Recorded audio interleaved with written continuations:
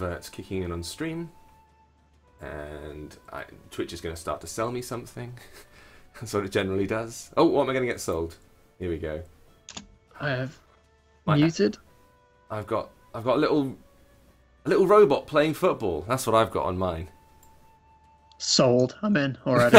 That's it. That's all we need. We'll wait for folks to drift in because I imagine everyone's just looking at trailers right now. But I can report everything seems to be firing the right number of frames, the right level of audio. It looks like we're green and going. Hello, everybody. If you're watching, we should be somewhere on the front page of Twitch, and you're joining us today. This is the Asmodee Digital Twitch stream channel. My name is James. I am being joined by Gareth, immediately below me here. You can see nestled in the stream. And as you can tell from the title, and I'm sure somewhere deep down in your soul you knew that it was the 35th anniversary of Talisman today. How could you not? I mean, come on. It's a classic board game that's existed in many forms over the years, and most recently, digital form, which is what we're going to be doing today. To celebrate the occasion, I've been joined by Gareth, who himself is... producer was the term, wasn't it? That's what we're using. That's correct. That's Splendid. me. All right then, producer on the game, and we're going to be exploring some of the more recent additions to the game. So we'll be walking through the basics of what the game is involved if you've never seen it before. But if you're well familiar with the game already, then you'll probably be interested to see some of the more recent expansions and additions that Gareth and the team have been working on. So we're going to do a bit of everything over the next couple of hours or so. All being well, at some point, we're also going to be joined by John Goodener. I'm going to have to ask him. It's good enough. There you go. The pronunciation of it. So hopefully, I'm sure there are many jokes to be had there. I know, right? It's just asking for it. But with any luck, he will be involved. He was instrumental in sorting out the 4th edition of the game. I think that was where he was heavily involved. He was the lead designer in the revised 4th edition, so a lot of what Talisman looks like today, the game that has come to be, is John's fault. So if you've got any problems, blame him. Excellent. Someone to blame for it. That's good to know. Well, I think he'll be popping up relatively soon. And what we'll be doing... Oh, here we go. There he is, popping up right in the stream. Hello, sir. How are you doing? Hey, guys. Are you well? How are you doing, man? Doing really well. I'm just kind of fueling up on coffee here, but Very otherwise wise. pretty good. Excellent. All right, then. Well, now you've additioned to the stream, I'm going to make a little tweak to the viewing window so everyone can see you. And in the meantime, we've just done a little brief introduction of what we're going to be playing and whatnot. But... we mentioned that you were the guy who was largely responsible for a lot of the stuff in the 4th edition of the game, so, as Gareth said, you're the one to blame for everything that's happened. That is true. All the weird and wacky, crazy stuff that happens, it's all my fault. But Splendid. Good. It did sound like a Gareth getting out of a massive mea culpa. I'm just going to say that right now. But as long as you're happy with the label, we're fine. So I'm just going to make sure that I can see you both, and everyone else can see you, and then we'll get started. So just to get people warmed up while I'm making these little tweaks, we are going to be playing the base game, but with a few things thrown in as well. We're not playing with absolutely all of the expansions at the moment, because that would be a bit much. But what are the additions that we've added to it? What we're going to be playing with? If I can remember, I believe I've put Frost March on, Reaper, Sacred Pool, the Highland, the Woodland, and the release that came out today, the Cataclysm. Cataclysm, right. So yeah, that's one of the big new one that's turning up, isn't it? Right, so I'm going to de-edit. So now we should be able to see everybody all in one place. So myself and Gareth, and then we've got John at the very bottom beneath the two of us. I'm actually going to drop that simple ident away. I'm going to do that so it's just the three of us in the corner. Yeah, that'll do, won't it? We can make that work. I'm going to move my one just down a smidge, and then we will be good to go. So, you are currently thinking, you're former Holt, Gareth, aren't you? That's your label. That's me, Fommelhart. Fommelhart, that's what fantastic. So, you're in the process of thinking. The idea is what you're doing is changing or choosing characters that are being dealt out. Rather than you being able to choose whatever character you want at the beginning of the game, this setup has it so that you are dealt 3. Yep. And then you have to choose from those 3 to avoid... you said it was to avoid like players being kind of cheated out of the characters they might want, or being able to choose to play against certain characters which are chosen early. Yeah, so there's a few different ways that the rules handle the way that you can choose a character. There is standard, pick your character out the box. There is random character, for those that like to live life on the edge. And then there is the hidden character house rule, which is where a player is given 3 characters, so it is random choice, but those characters remain hidden until everyone has chosen a character. That way people can't counterpick. So if someone plays the Alchemist, who is widely considered to be the most overpowered character in the game, I'm sure John's heard a lot about that in the past. Really? Yeah, he's one of my favorites. Players can then pick the Sprite or the Warlock, who are heavy spellcasters. Essentially, a hidden character prevents counterpicking.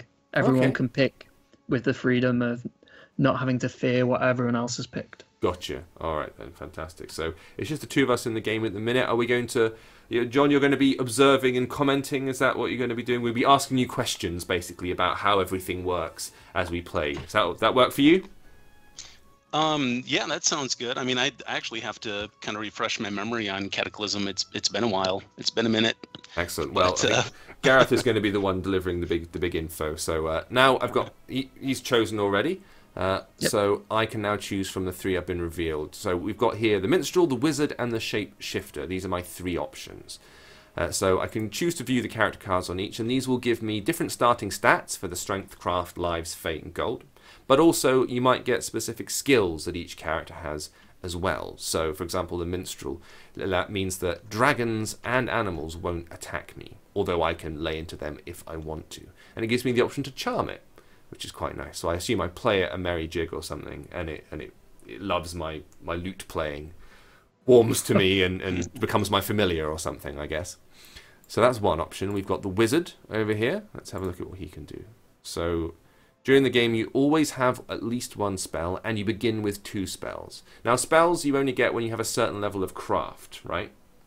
That's correct. I believe it's first spell at 3 craft, you get 2 spells at 4, and then you get 3 spells at... Is it 5 or 6, John? 6. Okay. 6. Fantastic. And so that'll give me a bit of a boost in craft. And then finally we've got a Shape-Shifter over here.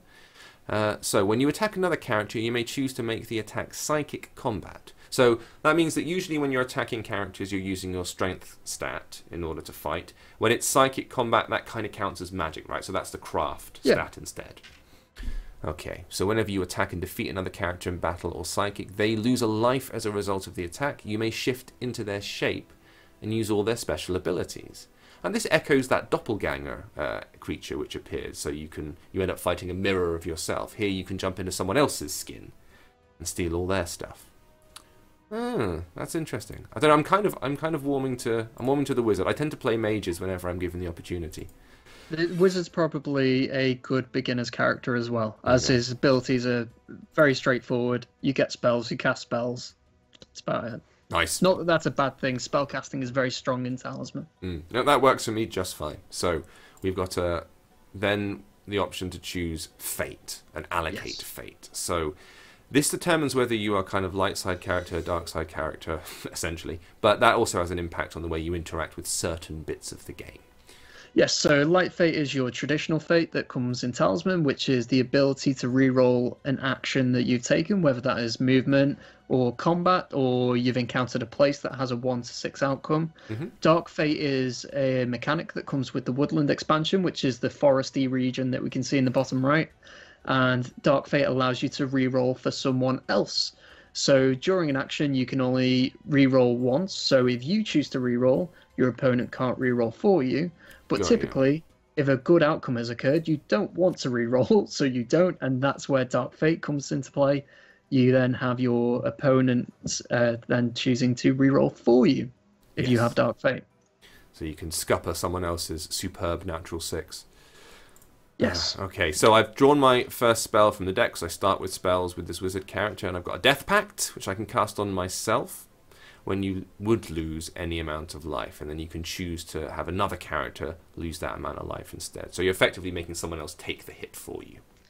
But at the cost of 1 strength and 1 craft. Ooh, then you use, yes, so you are sacrificing a bit of your core for that.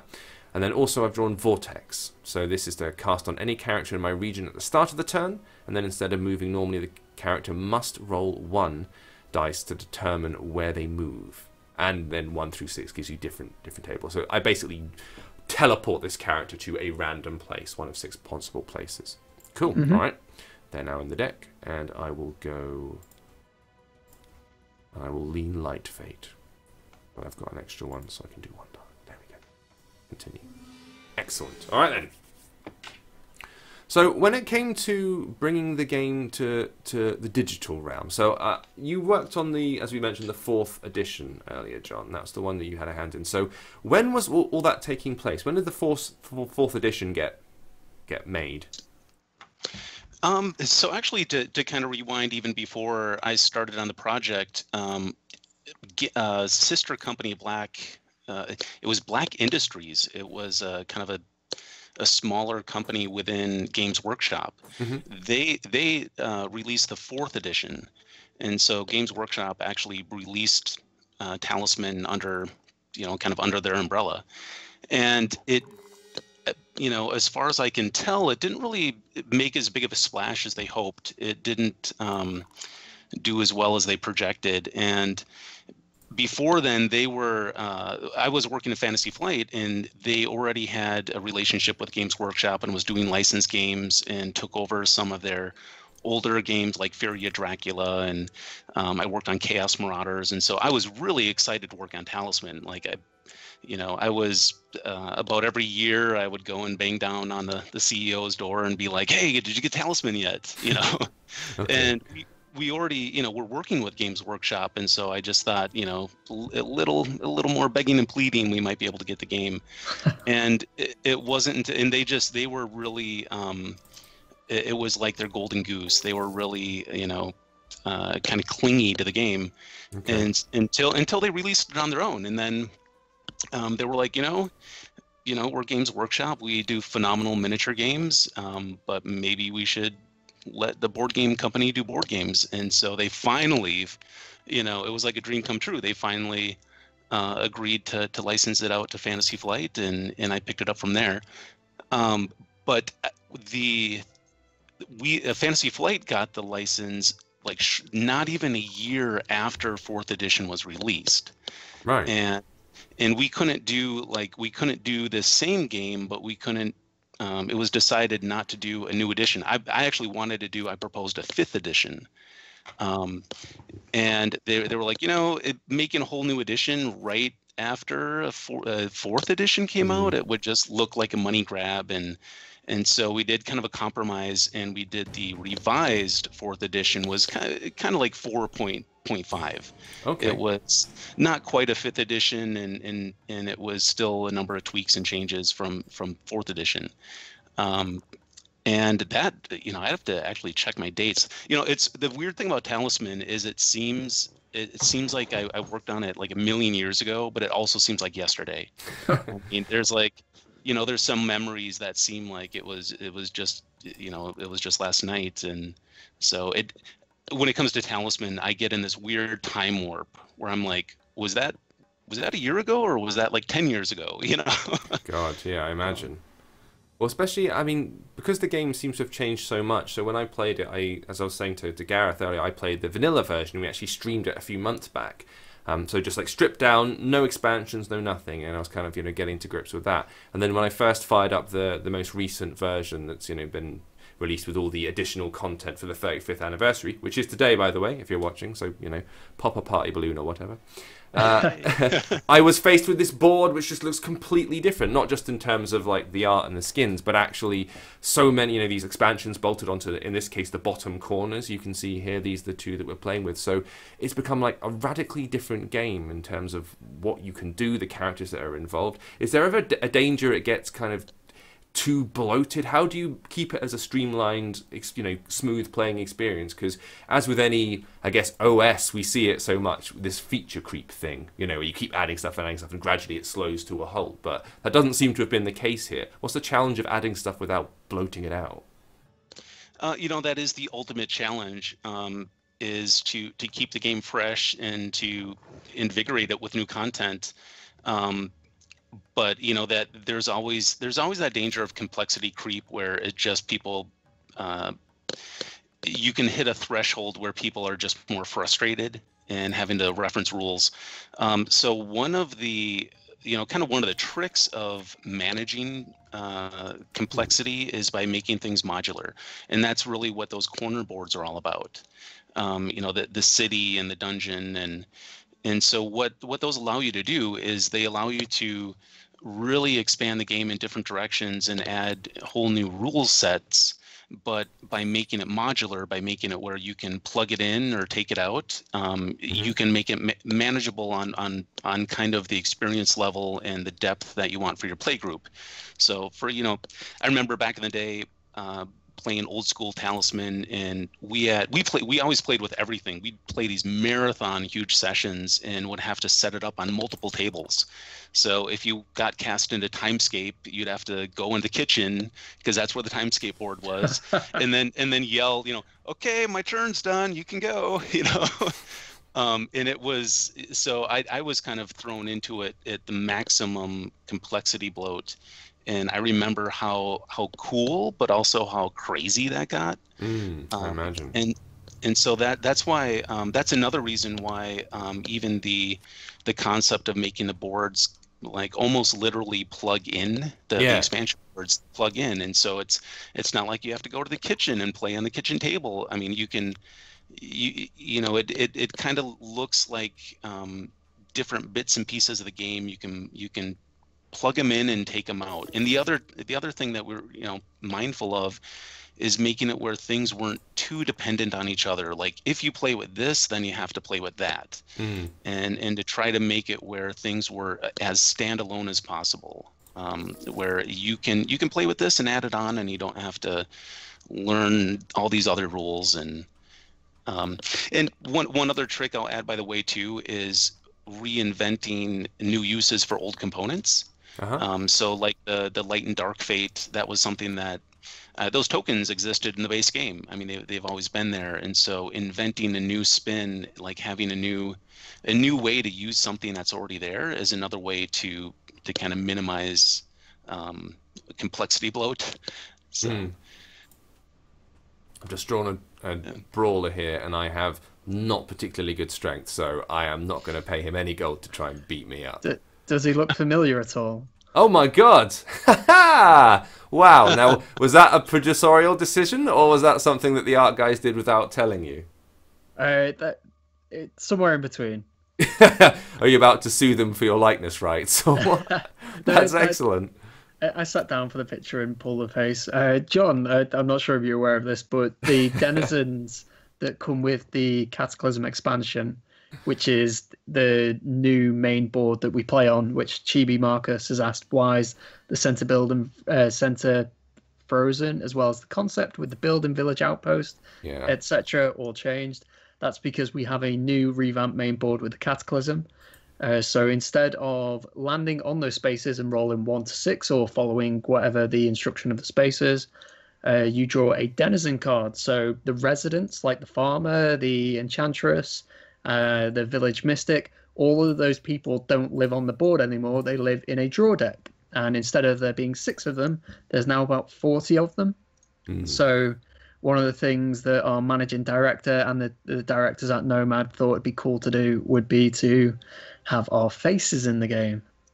So I did choose to be the famous brawler, and I did choose to pull that face. You thought that was your calling. Okay. I guess there's some level of responsibility as to why I look like that in the game. But the rest of the team is scattered amongst the cards as well, is that right? Yes. We saw our... I think he's programming director is his correct title in Rob Anderson. He was the master builder. Okay. So we didn't have enough people to fill out the Denizen deck, but the full Nomad team is in there somewhere. Excellent. That's quite nice when people can drop stuff in. You see it in lots of games. I'm always convinced, whenever I'm playing any kind of game which has got, for example, you go to some crew quarters in some sci-fi game or something like that, whenever they've got like pictures up on the wall of the bunks, I always just assume those are all the developers, and the developers like friends, family, that sort of thing. Just because it's a little Easter egg for people to pop in. And also, they don't have to pay for additional image rights or, photo stock stuff. So I guess it works for both ways. So this Lands of Wonder... Oh, sorry, carry on. I got a kick out of the first one that I noticed on that was when you visit the tavern and you fight the farmer, and John News.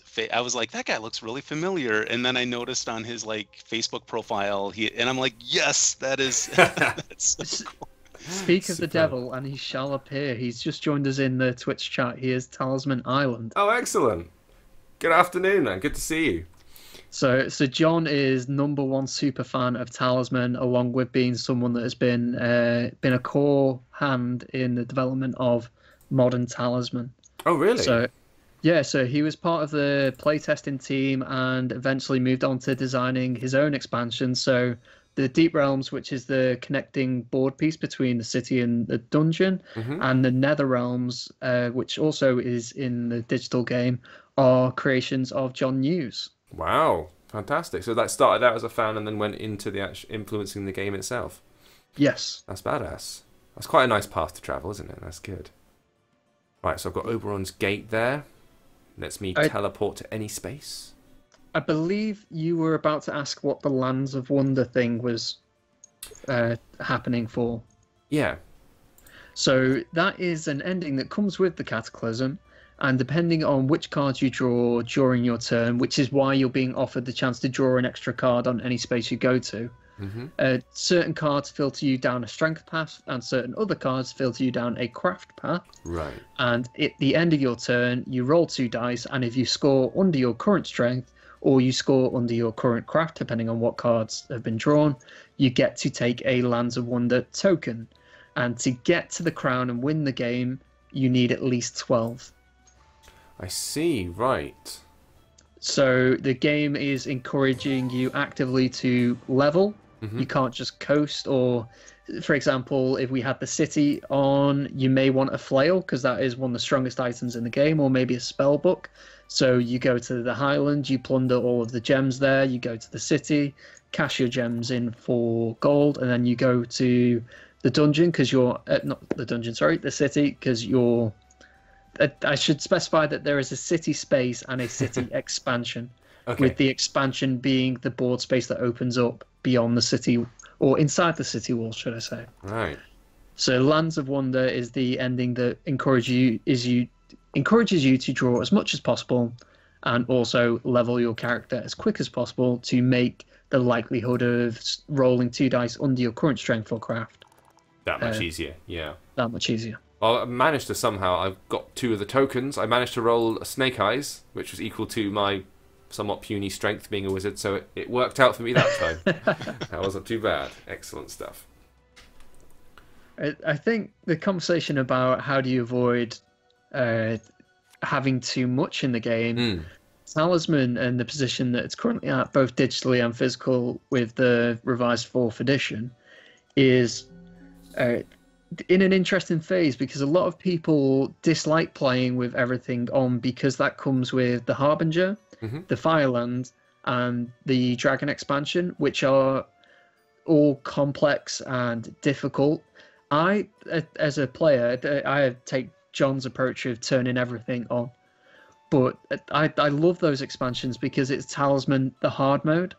So sure. With the Harbinger, there is an Omen deck where if you draw certain cards that ask you to progress which omen you're currently on, there are 7 omens per prophecy that is in the game. If you are asked to draw another omen when you're already on the 7th omen, the game ends, all players lose. I love that. Wow, alright. I love the deadliest parts of Talisman are the best parts in my opinion, and my favourite ending, which is everyone else's least favourite ending, is the Horrible Black Void. Doom for everyone. Is the ending that when you get to the center, the Horrible Black Void is revealed, the person that has gotten to the center is killed, is out of the game, and then a new ending is drawn for everyone else to play with. That is extremely nihilistic. I approve wholeheartedly. That's quite good fun. You know, that is one of the brilliant and just beautiful things about Talisman, is what would normally can be considered actually like bad design. I mean, what that card does is it penalizes you for winning. Like, instead of winning, you actually lose. which in any other context, in any other game, that would be like horrible design. You know, why would you do that? But I mean, that's really the like uninhibited nature of Talisman. Is it's a world where you can kind of do anything, and as long as it's unexpected and it's funny and fun, you can get away with it.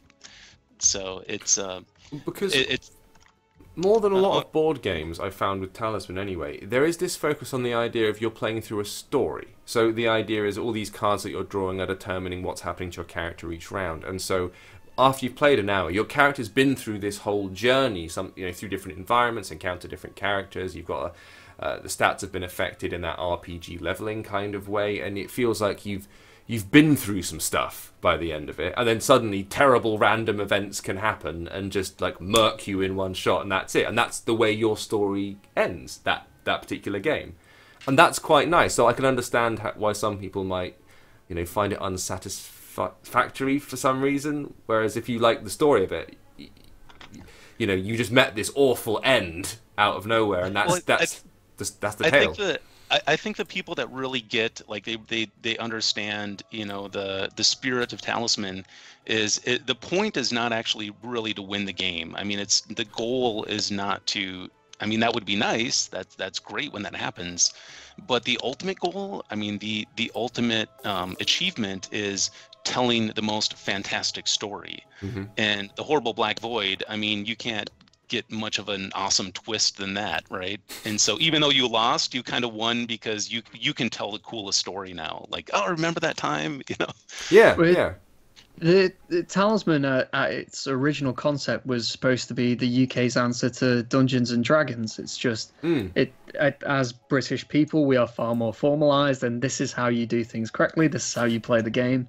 But it's supposed to be the board game that captures the spirit and the essence of Dungeons and Dragons, which is naturally, it's about that story that's being told, exactly what John's just said. The aim isn't to min-max, it's not to black and white, this is how you win the game, this is the best way to do it. The aim's to have fun. It's to experience something, not to try and be the victor inherently anyway. So if you get the Horrible Black Void, or you come across all of these negative bad things, or perceived bad things that would be bad in other board games, it's part of the tapestry, it's part of the story that you get to tell at the end of the game. Like, getting toaded. It's just... The first game I ever played, I didn't get toaded, the other character did. I managed to get toaded, and that was delightful. And I went and stole all their stuff, and that was instrumental to me eventually winning the game in the end, because I nicked all of their cards, so... It is exactly that. There's the shatter spell, which is you get to destroy any item that someone else holds. And a lot of people will sit on that spell for the majority of the game. Now, what the key thing that a talisman does, it allows you onto the Valley of Fire, which is the space before the Crown of Command. Yeah. So a lot of people will sit on the shatter spell until someone is a step away from the Valley of Fire. They will cast it, destroy someone's talisman, and then suddenly they've got to go and find a new one. Yeah, and they're stranded in the middle, have to make it all the way back. Exactly. Yeah. Brutal. See, all of these... the Key of Hades, which is from the Harbinger expansion, is a cursed item, so you must take it. Oh. And when you have it, you gain a life anytime someone else gains a life, or you lose a life anytime someone else loses a life. So if you get this item and someone's got enough lives, you can guarantee they're going to go and do the worst things they can to their own character just to damage you. Splendid. It makes people so salty, and if you're on the receiving end of that shatter spell, getting toaded, the Key to Hades, you will hate the current game that you're playing. Yeah. But at the end of it, you look back and you go, it was fun. I had fun anyway. Well, I think that's because I went back and, with it being the anniversary, I was interested to see what happened when the game was initially released. And it got a very, obviously, ardent fan base of people that's developed over the years. But at the time, I think that there was an initial people going like, it's, like, we like it, it's good, but we've got these problems with it. It wasn't like it came out to kind of sort of 5 stars all over the shops and 10 out of 10s, everything. People were going, yeah, it's got these things in it that seem a bit odd and I don't know. But it's precisely those things that seem to appeal to the crowd of people it appealed to, and then give it this longevity, give it this 35-year lifespan, because it is unlike other games. It does behave slightly differently, and that's why people tend to get drawn to it. No. Yeah, I mean, the physical games can go anywhere between 3 and 12 hours. More often than not, you can't finish a game of Talisman in one sitting. It's something that you don't book a day away with your friends. You book a weekend away to ensure you can finish Talisman. Yeah. And I think if you are willing to invest in that time on a single game, then it's not about being the winner at the end. Every minute, every hour that you're playing in that game, it has to be fun. There has to be something that makes you want to sit down for 12 hours and play a game. And I think Talisman does that well by having all of these different mechanics and having all these little microcosms in the expanded boards, and just every deck booster that you get for this center board, which is the Dragon, the Violence, Harbinger, Blood Moon, Sacred Pool. There's a load of them. They all add a slightly different theme, and they all add a slightly different mechanic that rarely ever contradict each other. They just add to the bigger picture. So we've got the Storm Sliff here, dancing among the storm's clouds. She is a harbinger of dark times and a bringer of woe. Okay. So the little icons you have on your cards there are referencing whether you are dark-bound or light-bound. Yeah.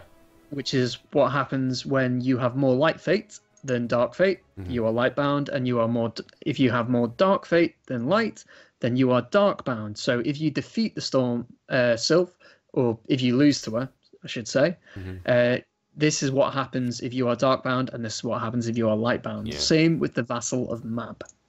And this is something, if you're watching and you're not sure who's what, then you can tell by the color of the thing popping out just next to the icons, the player character icons.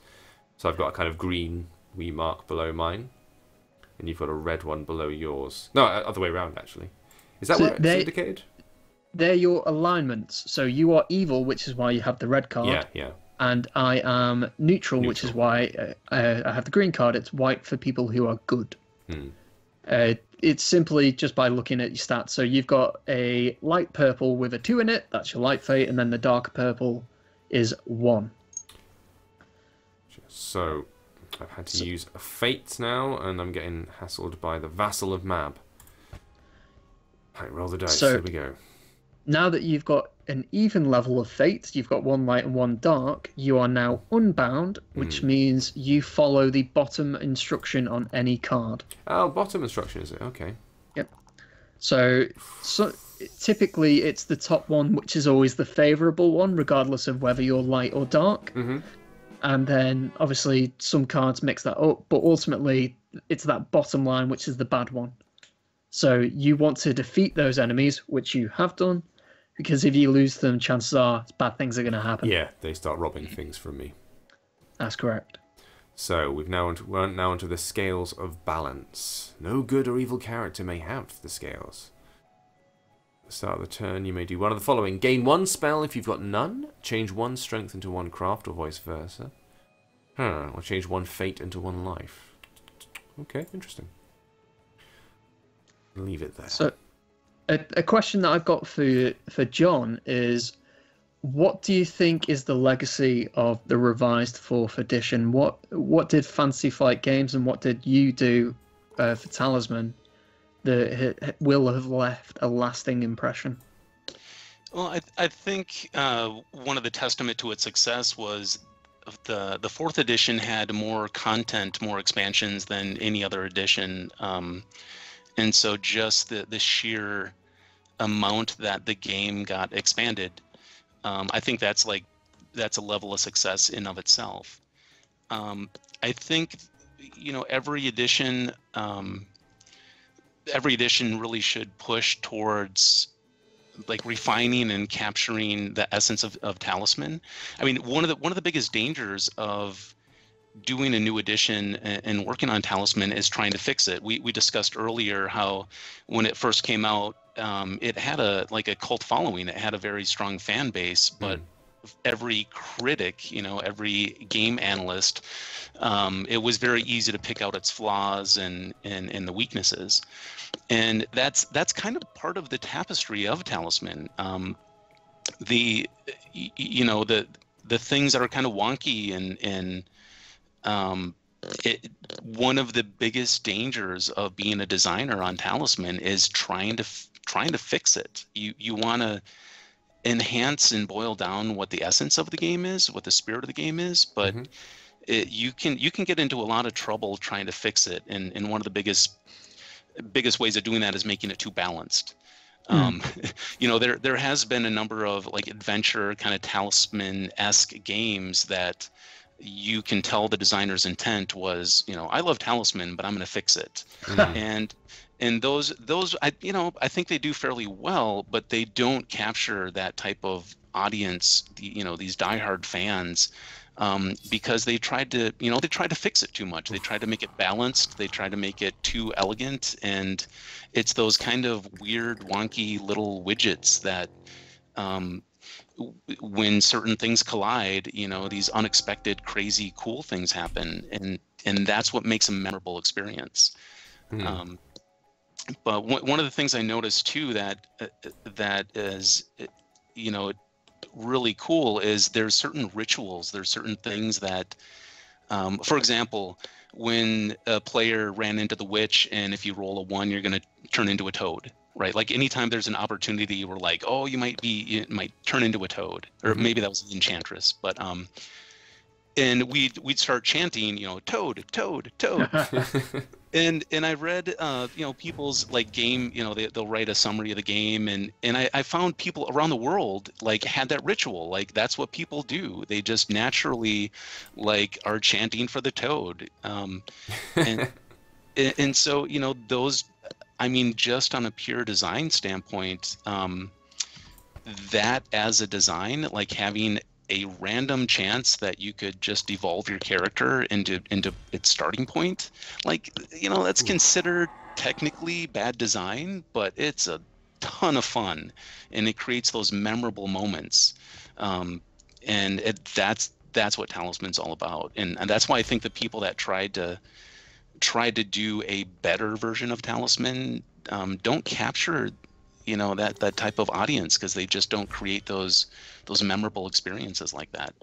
Well, there's a danger when you start tweaking it, or if you, as you phrased it, people come in and try and fix it, that by the time you're finished, it isn't Talisman anymore. You've lost the thing that made it interesting, which was precisely that slightly anarchic sense of it could all go wrong in the next turn. Like, all of it could go wrong in a single dice roll or a single encounter, and that's part of the fun of it. Whereas if you have someone who goes like, I think people, I find this with movies where a lot of people, I like downer endings. I like movies that are quite, have a nihilistic streak to them, and it ends and nobody's happy, and you're like, nice. Like, that was unexpected and that was interesting, and I'm now left thinking about that because it's unresolved. Whereas people are like, but he didn't get the girl and they didn't live happily ever after. This is rubbish. And you're like, well, yeah, but no, because this is much, much more interesting, surely. And that really just comes down to a taste thing. It's not like right or wrong. It's just, if you're open to those kind of things, then you probably really like this more than... Well, the gauge that I used to like measure how well I thought something was designed in Talisman is how, if it was too predictable, if turns became too predictable where I could be like, I think this is going to happen. And that, when things got too predictable, that's when I knew I was kind of deviating too far from Talisman, and I had to shake it up. And so I'd, add some kind of crazy stuff in there. But that was my measuring stick on keeping, in tuned with the spirit and essence of the game. Is the most fun thing, whatever happens, but the most fun thing is just that feeling of that you don't know what's going to happen. Yeah. Every turn is going to be different. Every turn is going to be, kind of unpredictable. And so if things just get too predictable, I would consider that, a design failure and go back to the drawing board. Ooh, like that, I just got absolutely battered. So I lost an encounter, I lost a battle with one of the folks popping up, and then I met Oberon, who just immediately, because I am evil, I just robbed a life off of me. So now I'm suddenly down to 2, just like that. Brutal. Yep. Them's the breaks. John will be very familiar with this debate, shall we call it, which is the Alchemist and the City expansion. So the Alchemist is from the Highlands originally, so his ability is a strong one, but not overpowered. Okay. And that is that he can turn gold into 1 fate, 1 spell, or 1 life. Mm-hmm. But he can also turn items into gold. So the idea is he gets items, and instead of using the perk of the item, he turns them into gold, turns the gold into something else that can benefit him. Mm. So from the City expansion, I should specify that items are worth 1 gold to the Alchemist, and magic objects are worth 3 gold. Right. So there are 2 different items in the City expansion which are worth 1 gold if you to purchase them from a shop, but they are magic objects, so the Alchemist can turn them into 3 gold. Okay. So he walks into the potion shop with 3 gold, he buys 3 potions, he has 9 gold. And he can rinse and repeat this around the City expansion. Ah, I see. He can then go get a flail, he can then go get a warhorse, he can then go get a spell book, and suddenly he is unstoppable. And it's been the biggest change that has been requested from the community digitally for the past 3 years at least since I've been working at Nomad Games. And the counter argument that we always give is, if you see someone going to exploit the game in that manner, go and stop them. It's no longer 6 people on the board all fighting for themselves. It is in your best interest to make it a 5v1 game, or a 4v1, or a 3v1, however many people are playing. Yeah. Yes, the Alchemist is considered overpowered, but make him the victim of every bad spell, every toading, every shatter, anything that you have in your power. The game offers so much that so many people can stop 1 person if they coordinate efforts. Yeah. So if the Alchemist is abusing the City, then the rest of the players need to abuse the Alchemist. If he then dies, or if he then stops, then you go back to focusing on your little thing and your little way of how you're going to win Talisman. Gotcha. Your own personal path can be varied, or it can be very linear. You can be doing what everyone else is doing, or you can go off and do your own thing. But the nature of Talisman, and the good and the bad and the overpowered and the weak in Talisman, is what generates that story. So as John was saying, if you try and make things too balanced, everything's neutral, everything's in the center, then you're looking at other games where every character's just a skin, essentially. Do you like the pretty girl, or do you like the barbarian, or do you like this character or that character? What do you identify? Talisman doesn't offer what do you identify as, it's what story do you want to play, do you want to read and experience. Yeah, and that has and not just the Alchemist. I mean, I remember pretty animated discussions when we were playtesting that, and people wanted to beat it pretty heavily with the Nerf stick, and it's not just the Alchemist too. There's some card combos that kind of can create that type of loop, and whenever you have something that's potentially that exploitable, you end up having those debates of whether it should be balanced or stay that way. And I've always leaned towards, and I'm not even saying that I'm right or I'm wrong. This is just me, but I've leaned towards, if it can create a mini game, kind of what Gareth was saying, how if you have those type of scenarios, what happens is it creates like a little mini game, like a game within a game. And now the game is not so much, get a talisman and go to the Crown of Command. Now the game is about everybody hogpiling on the Alchemist and beating them down.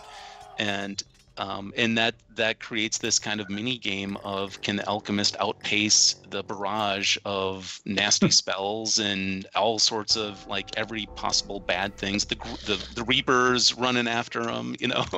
Yeah. And so it's, you know, as long ultimately the main decision, the main deciding factor on that, it wasn't so much is it going to be perfectly balanced, but the main question really with anything with Talisman is it fun? Is it more fun to do it this way? Does it create more memorable game experiences? Does it create more like unification where people are actually paying attention and now I care what you do on your turn, and now I'm involved in the entire game and not just my character and not just what I'm doing.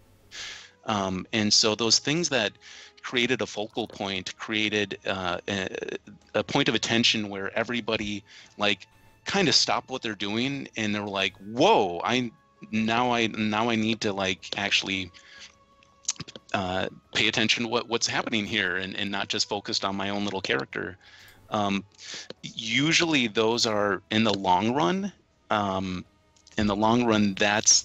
That's creates those experiences that you remember the most, and that has the biggest payoff. So it's so subjective and arguable whether it's a good thing or a bad thing. But ultimately, if people had fun and people are laughing and there's smiles on their face, then that's usually the direction you want to lean. Right. Well, just as a point of example of how things can go incredibly wrong quickly, I went into the forest for a step and then got immediately toaded and then attacked by someone where if I lost a life I would lose 2 lives, and because I had just been toaded, immediately got killed. just completely killed, wiped out. So that was it, game over for me. But we've got something on in the game at the minute whereby if you die, then you can bring yourself back in as a new character, because otherwise it would be kind of a short stream. So we'd want to keep playing and show you different characters and whatnot. So now I have moved on to another character over here. You can see, but yeah, it was that quickly and in some ways you could be very frustrated by it, but in other ways it's kind of funny what just happened.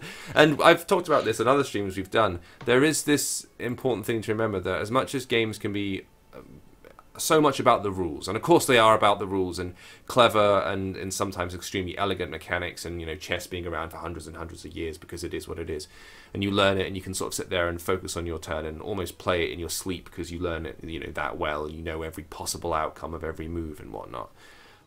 What games, the other part of games, social games particularly, it's about creating an unnatural circumstance under which people, often friends, are interacting. You're creating these weird rules for social engagement. And that's where you can do some really fun, interesting things with games. Where if you are, as you say, if it's maybe not perfectly balanced, you can get that kind of rage. You get that lovely exchange of, that's completely unfair. And everyone starts shouting at each other in a fun and playful way, not in a nasty way. But it creates this energy between your group of friends, and then, as you say, people might gang up against that one person because they see that something unjust happened, and they take it upon themselves to try and right the balance and tip the scales the other way. And that's really interesting. And suddenly, that's a big chunk of what games are for.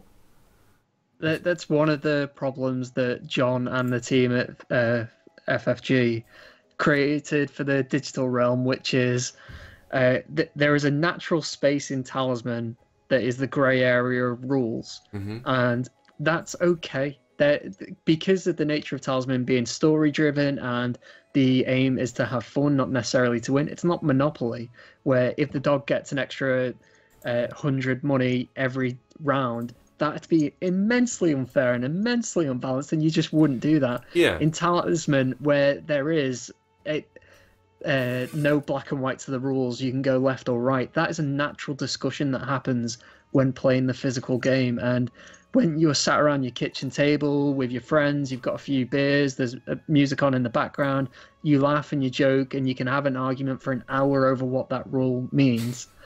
When it comes to the digital format, we also do something similar without the beer and the music. Yeah. But we've got our lead programmer, another programmer, we've got the design director, myself, and we're all sat there going, but what does this rule actually mean? And then we'll speak to John New, we'll speak to Talisman. So like, there's a whole load of community people that will go to and go, how do you interpret this rule? Okay. And because it's digital, it can only work one way. We try our best to introduce house rules where where the rule is important enough that if you go left or right with it, it will impact a large amount of people and how they play Talisman. Yeah.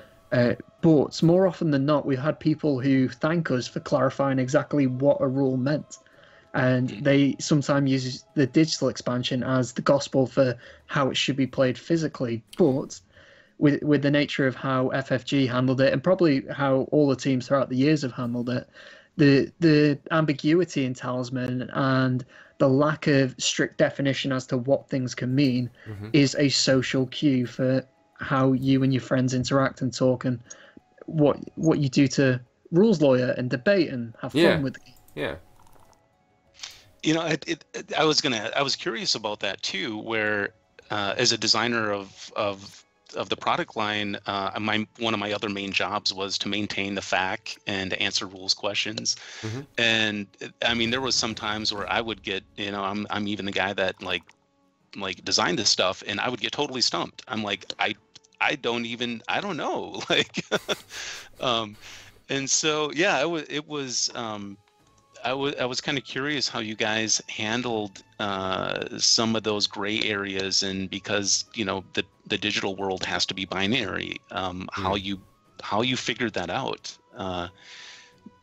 But you know, one thing to note too, John New and I mean, even before I started taking over the product line for Talisman, we were friends and members of the community, and so we go way back. And when I started working on the game, he was kind of my, like, he was such a main figurehead in the community, and he had such a good pulse on the game. Like, and I would use him as like the main sounding board, you know, if I would be like, because he embodies like the ultimate, not just the biggest fan, but just he just has a really good vision, a really good sense of, is this Talisman or not, you know? And so I would often, you know, when in doubt, go to John New, and he would kind of like steer me the right way.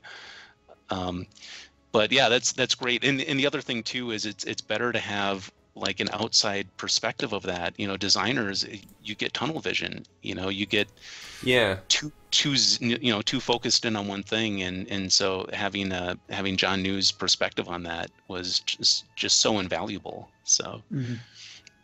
So John has been, for the past 5 years, it looks like we've carried the torch, and we've been doing the exact same thing.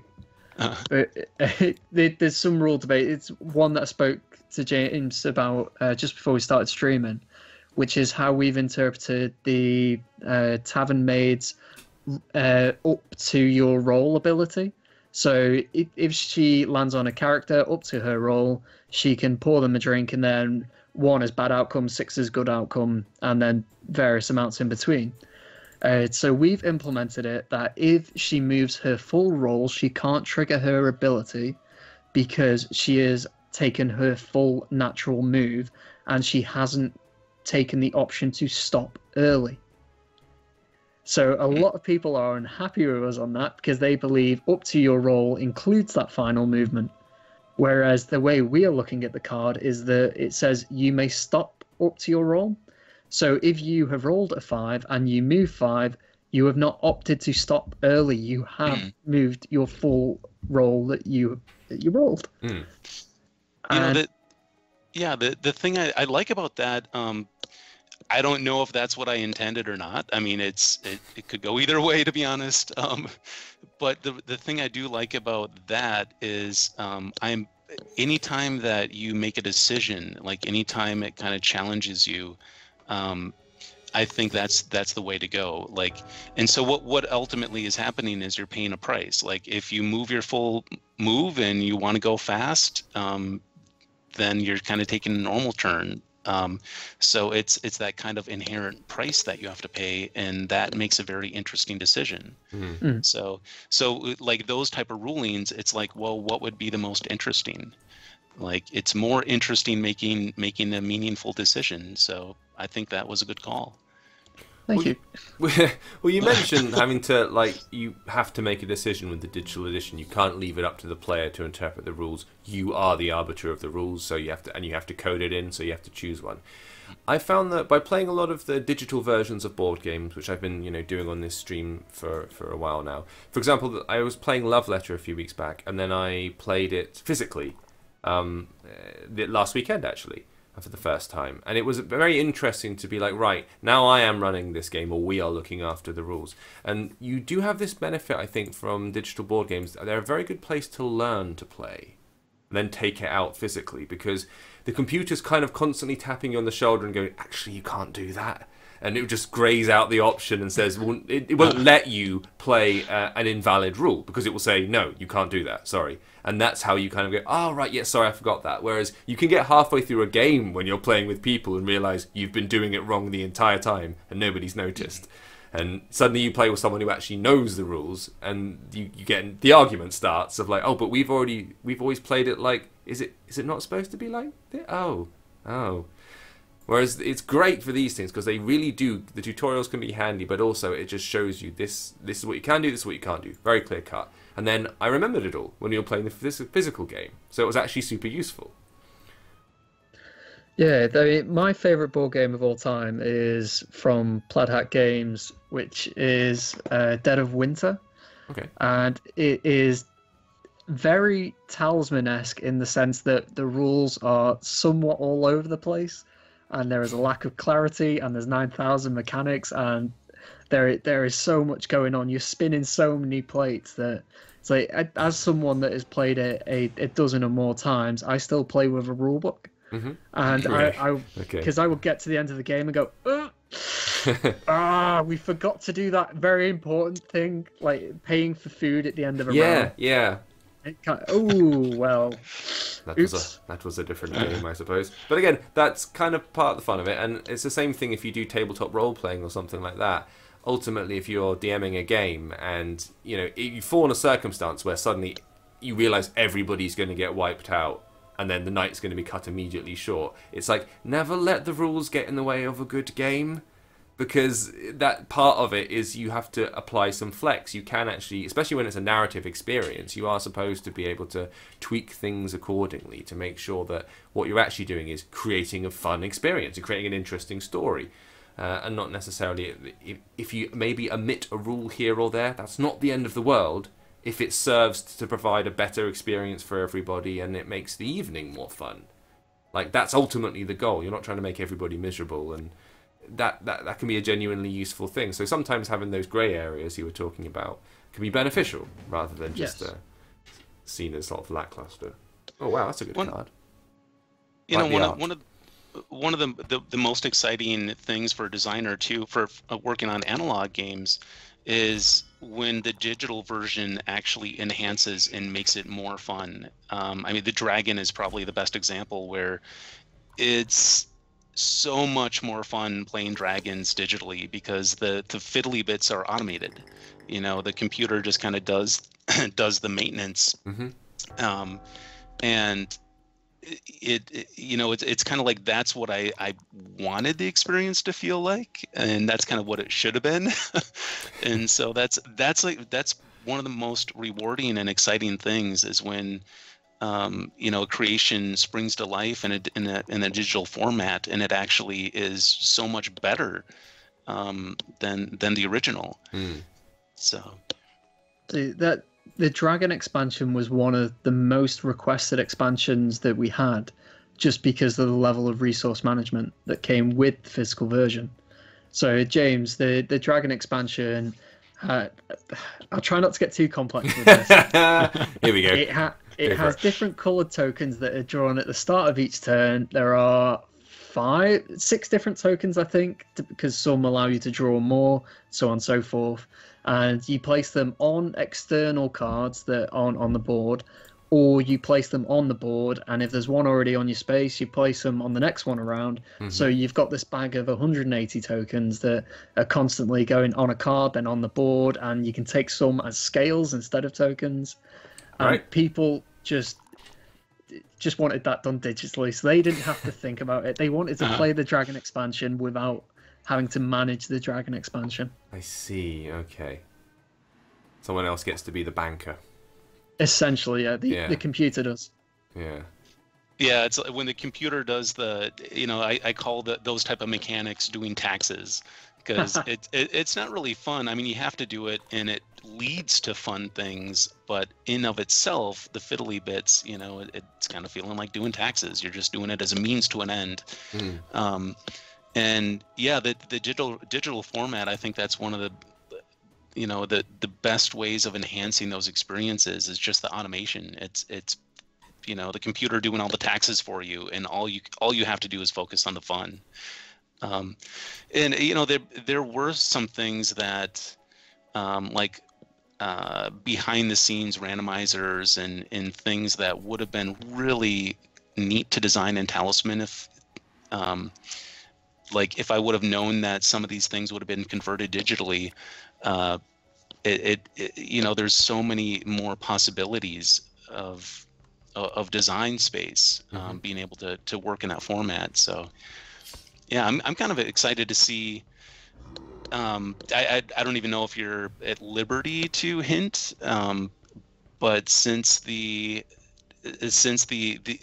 published content is is pretty much out there, it's going to be interesting to see what new territories are explored and kind of how the game evolves from there. I mean, I can confirm that we are working on what comes next for Talisman expansions.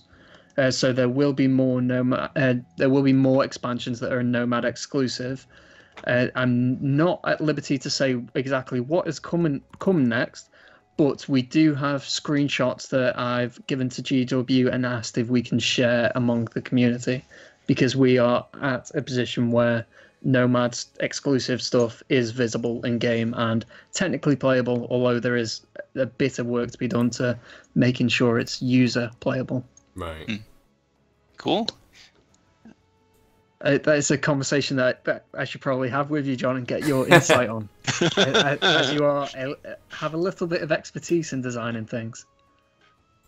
Well, I do think one of the really cool things that I'm so grateful of being able to work on Talisman, which is a rare opportunity, is to be able to work on something that has such a legacy. I mean, it's been around for so long, and to be able to kind of make your mark and to do some of the things that you really wanted to do with the game. But I think there's a point where it's really healthy for the game to bring in the fresh blood and pass on the torch and see what new areas other people explore. And so it's one of those. I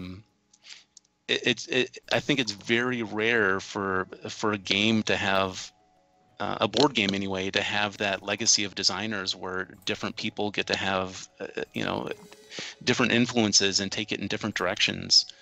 And I think, I think getting one of the coolest things that the second edition did is most of those expansions were designed by different people. It wasn't one person with kind of a singular vision.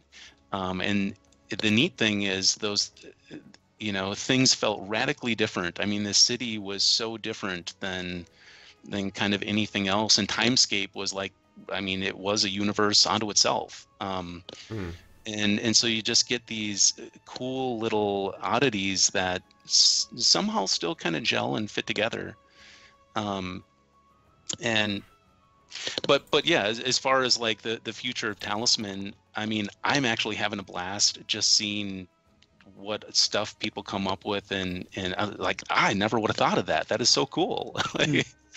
So I think I've had the best of both worlds, where I've got to kind of head in a direction, and then once that forest felt like it was explored, then I got to go on an adventure somebody else created. So it's all good. That's how Nomad came to be.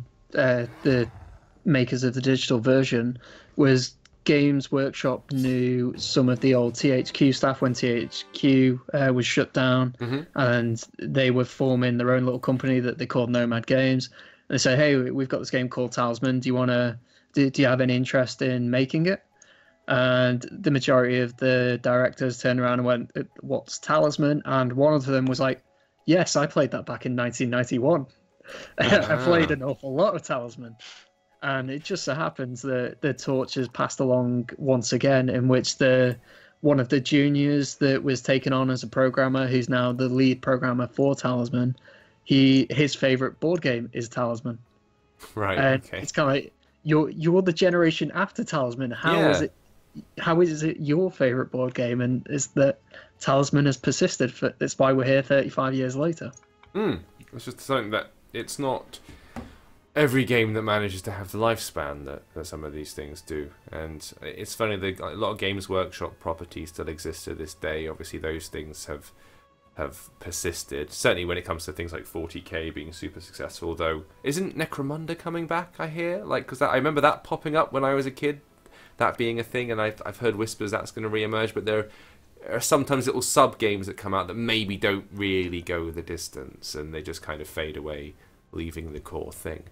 And I think that around the time in like the mid 80s and then into the 90s, you wound up with, this was alongside Hero Quest, I seem to remember. That was another one of their properties. That was the tabletop, put everything together, board game, move characters around, that business. And I feel like they've done digital versions of that at some point. I think Hero Quest has had a few versions. Yeah, I say it, more than one, so that's done its thing. But I don't know if that's had the same like strength of following as something like this, as something like Talisman, which still seems to draw crowds and interest. And I guess having it changing as radically as it does every time the expansions appear means it is almost a different game. Well, I think one of the keys to Talisman having that longevity and still, just feeling fresh after all these decades is it just lends itself to inspiration. And so, I fell in love with Talisman and we played it to death. I mean, we played it every week, hour. I mean, that was a thing that we did. We started the game as soon as we got there, and we played until the guy's wife kicked us out at like 2:00 in the morning, and we ended up playing until we the whole kind of point of Talisman is exploring. And when you play it that much, you end up like this is the 100th time that I drew that card. And so I didn't have any ambition of becoming a designer. I actually had no inclination of. It was the only game that I actually started designing, and it was just to keep it fresh. It was just to keep the game going and to make new content, so it would, you'd still have those surprises pop up. And Talisman lends itself to, it's kind of like, it's a fantastic way to cut your teeth on design, because it has a very simple framework, and it's loose enough that you can it doesn't feel rigid or constrained. It actually feels very open-ended, and it feels very welcoming to go ahead and design stuff. It doesn't have to be perfectly balanced. It doesn't even really have to work. Just see what happens. And it has this kind of welcoming and uninhibited design approach, and that lends itself to feeling approachable. Like you can start designing Talisman stuff and you don't have to worry if you're doing it wrong. And so I think that if you look on like John New's Talisman Island, and there's thousands and thousands of cards, and there's hundreds of expansions that people have made over the years, and I can't think of any board game, I can't think of a single board game that has inspired so much home-brewed fan content other than maybe Magic the Gathering. But that's that's another thing that I think lends itself towards that lasting power. Is it sparks your imagination. It inspires you to try to think of what's beyond the next mountain and what lies in that forest, and it that's what makes that creative spark for people to start making their own content. And so I think that's one of the energies of the game is it starts inspiring creativity. Yeah. So which can get a little bit lost in what are effectively numbers games when you're playing something which is just the rigid set of rules, and it's not necessarily about narrative. Once you introduce narrative into the mix, it starts to be a case of wondering which one's going to take priority. Are you going to focus on the story? Are you going to focus on the rules? Are you going to focus on everything fitting together perfectly at maybe the expense of drama? 'Cause that's a whole different sort of toolkit to be playing with when you're talking about narratives, because narrative demands unexpected stuff happen and things come out of nowhere, and that's good storytelling, that's good narrative, and it's exciting to play through. Whereas if it's very predictable and you know exactly what's going to happen around every corner, that is kind of tedious. Might be quite good in terms of a predictable game where you know what output you'll get with every input. So that's a lot of people like that kind of design, but it's not the same if you're thinking about, well, how am I going to create a dramatic moment? We have one of the Nomad staff, whenever we play Talisman, his goal is to get enough gold to get a spell book, and then get enough gold to get a flail, and then move to the crown. That's every single game that he will play, because that's the best way of winning Talisman. Okay. And I hate playing with him because of that. Well, just because he's got that one game plan in mind, and that's it. He's not wrong. That is, if you want to end Talisman as quickly as possible, that is the best way to do it. Okay. But I don't think you should inherently be trying to end Talisman as quickly as possible. One of the things that I like with coming up with potential designs for new expansions, is how can a user get from the start of the game to the end of the game without having the goal gain strength or craft. And there's a bunch of, when we started throwing all of our ideas into a design document, some of them were just mechanics. Talisman should be able to do this thing. Mm-hmm. Or some of them were just themes. Talisman should include this kind of imagery. And then we went through, we tried to marry mechanics with themes. Some of them had, some of the themes were far too wild and all over the place because they had this and this and this and this and this. Yeah. And you have to rein that back in and go, if we're trying to tell a story, we need to know what the story is. We can't just have a mind dump of different things. Sure. And with these themes and mechanics, I am turned on to any idea that allows a user to play Talisman in a new way. So they say it's not about the destination, it's about the journey.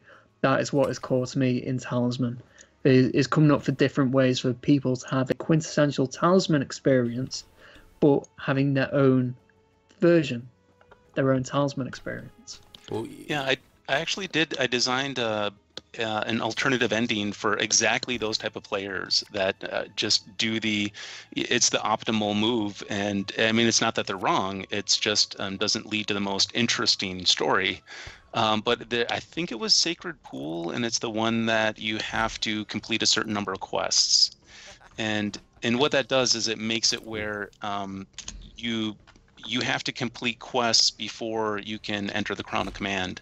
And because those quests are random, and they could be such a variety of different things, like collecting objects, or maybe it is, killing strength enemies. It makes it where they might have to stretch their character and deviate from that path, that predictable path to victory. And so that was, there was some things that was infused in the game and designed specifically to break up those type of scenarios, those min-maxy scenarios. Yeah, yeah. I kind of, if anything, I kind of wish I would have had the opportunity to do a little bit more with that. But that's kind of where the quests came in, is it makes it where it gives you another objective that might And the interesting thing too is you could have an objective that almost goes against the your character, like the strengths of your character, and how to navigate that and how to work with your weaknesses. That can be a really rewarding, fun challenge. How do I turn a weakness into a strength and overcome that? That can feel more rewarding than actually winning in of itself. You're being consoled there. Gareth just lost the Lost Life is choosing a new character now. Neo Gambit saying, didn't manage to get into a toad though. You avoided being toaded, so small victories. I used to do a lot of streaming for Nomad. At the start of the year, we streamed twice a week, so some of the people who are with us today have an expectation of my performance. I see. You guys are racking up a pretty good body count there. Yeah. Well, see, my excuse is that I'm unfamiliar with the game, and I'm clicking all the cards just to see what they look like. That's my excuse. I have the Sprite now, so this shouldn't take me too long. Okay. I believe the Sprite is the strongest character in the game. Right, okay. Was she with it from the beginning, or did she get added later? She is from the Highland expansion. Oh, okay. Is that the always has 2 spells? That's the one. Yep. I think spellcasters have advantage over strength characters. Mm-hmm. And there are a few characters like the Doomsayer and the Warlock who have automatic replenish spell abilities. So at the start of your next turn, or you must always have at least 1 spell.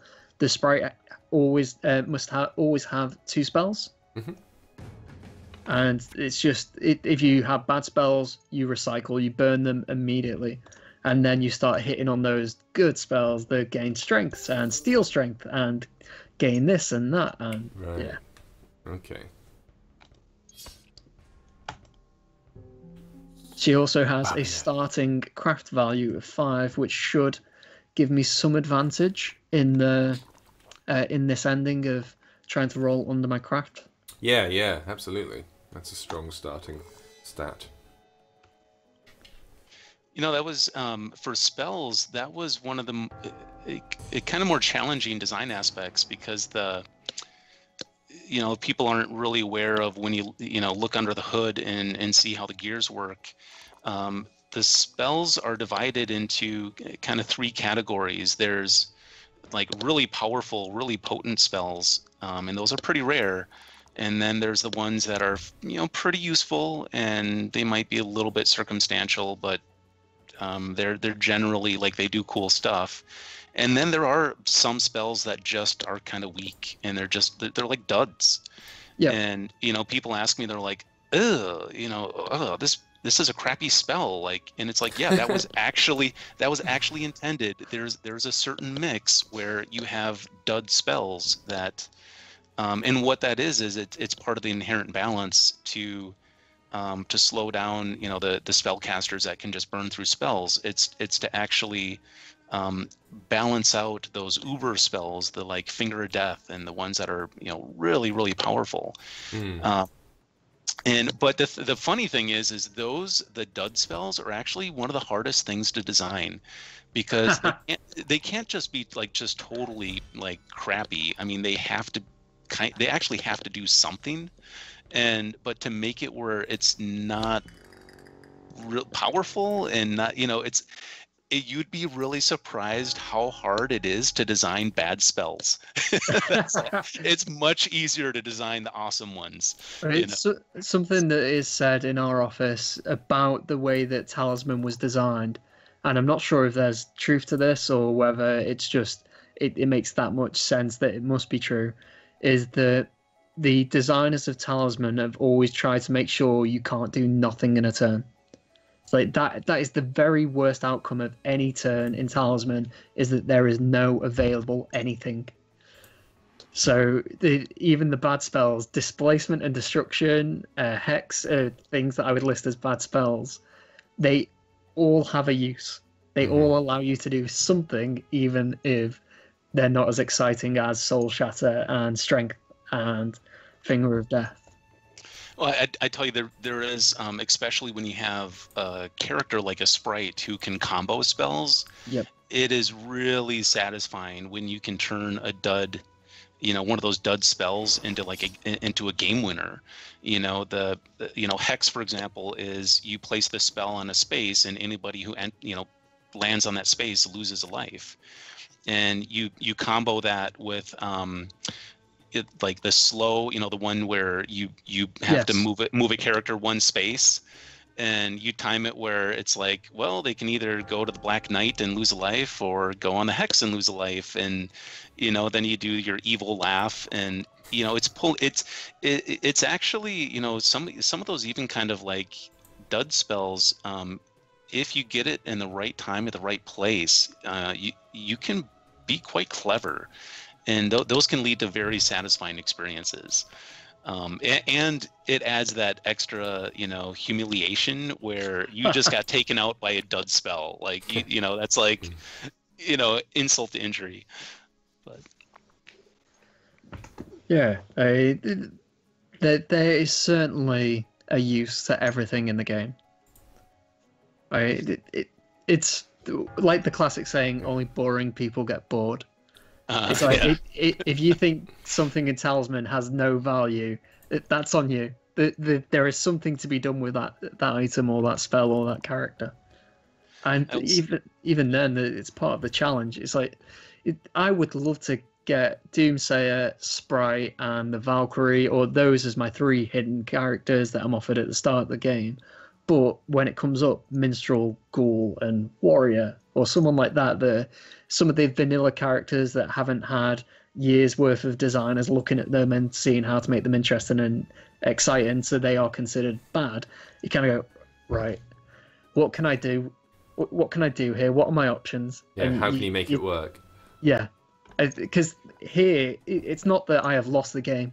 Getting a character at the start of the game is not losing Talisman. You just got to be more creative, and you've got to. It's not a case of just going to the Eagle King and getting the Arnkel as the easy win item, because you don't have the ability to rack up strength and craft like other characters. So you've got to go to the draw card space, and you've got to experience the game more. You've got to draw more cards and hope that the strength that exists, like John was talking about with all of the amazing spells, there are some dud ones. There are some amazing cards to be found in Talisman as well. And if you've got a character that isn't going to win the game in abilities, you need to go and dig through those decks and find those cards that you're going to draw that will help you win the game. And some of those characters too that are perceived as pretty weak, you can sneak wins too. Like, you can just do this unassuming, oh, woe was me, nothing's happening, nothing, I've been able to manage, to kind of sneak away with a win just because people don't view you as as kind of a contender or a threat. Yep. So even those, like, if you play the character right, you can spin that to an advantage. It's like the opposite of the alchemist in the city. It's right. Like, yeah. People don't gang up on you. People just go, "Oh, that's just the minstrel." Like, they're never gonna win. And then you kind of look, and they're halfway through the dungeon, and they've got 10 strength, and you're looking at the minstrel going, "How has this happened? When did the minstrel get this strong?" Alright, so I've got a chance of being attacked by a dragon here. This could end terribly. You have not, because you have to go through the marsh first, and you don't have enough strength to do it. So I'm getting away with it. Yes. Fine. And if I've got my quirky talisman rules right, John, because he had 2 cards and the first one made him miss a turn, technically he doesn't miss the next turn because he has already missed the back end of 1 turn. Right. I mean, another way of phrasing that is, instead of missing a turn, it's kind of like you have to miss the next encounter, or you have to miss the next thing that you would do. And so, and so it's like if you had an action and you missed an action, well, then that counts. So it's it's one. I mean, the beautiful thing about hindsight is I probably would have changed the terminology to like action instead of turn. But well, you heard it here first, guys. Yeah, now we know. The designer of Talisman has said that. one of my biggest regrets was it's one of those, like, maybe I was trying to be too clever, I don't know, but there's the value, like strength value, instead of starting strength. Like, if I had a time machine, one of the first things I'd do is I'd go back and I'd just call it starting strength, starting craft, starting fate. And I even asked myself, I'm like, what was I thinking? Why did I do that again? And because it's so far much more intuitive, your starting attribute. And the reason why I went with like starting craft, or craft value instead of starting craft, was, and this goes way back on the initial design for the revised edition, like the core game, is I was going to toy around with a lot more things that adjusted that number, so you could increase your starting craft. And I thought that would be design space that would be fleshed out a lot more, and instead it just it ended up being one of those things that there was just so many cooler things to do. We just never really went back to that. And so it's like, if I would have stuck with the original intent, there would have been a lot more things that increase that value. And increasing your starting craft halfway through the game, that would have been weird and awkward, right? Because it's not your starting anymore. It's like, so that's why that terminology of using value instead of starting. But it's one of those things where, I had a ton of ideas. There was all these seeds that were waiting to be planted, and as things get fleshed out, and sometimes things, you just get inspired and you kind of take a different direction, and that was one of them. That attribute was ripe for having all sorts of cool things, and it just, it's one of the best problems you can have, is when you have other cool things that you would rather do more.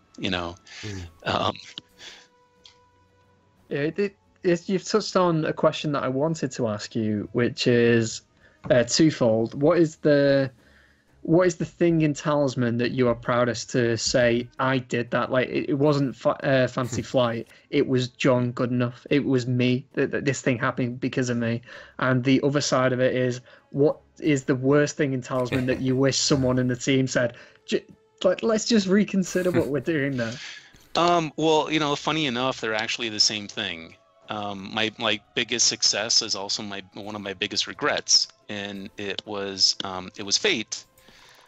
So before the revised 4th edition, there really wasn't much control at all. Talisman was just, you roll a die and see what happens, and that was that.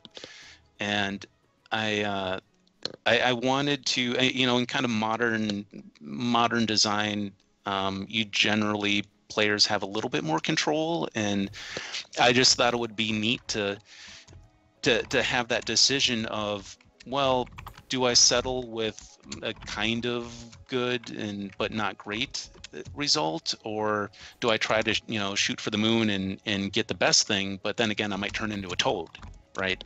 And I thought that would lead to like the most you visit the Enchantress, and I thought that would be the most hilarious thing, where you re-roll and you roll into a toad, right? And so I think that was one of the things I think that was able to pay off in the long run, was giving players a little more control, but it also could be your doom, and that would be even more hilarious.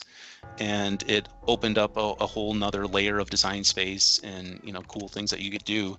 But my biggest regret was, from day one, I was toying around with the idea of the light and the dark fate, and the base game had, that was one of the first most frequent questions, is why are the tokens double-sided? And it's like, oh, just you wait and see.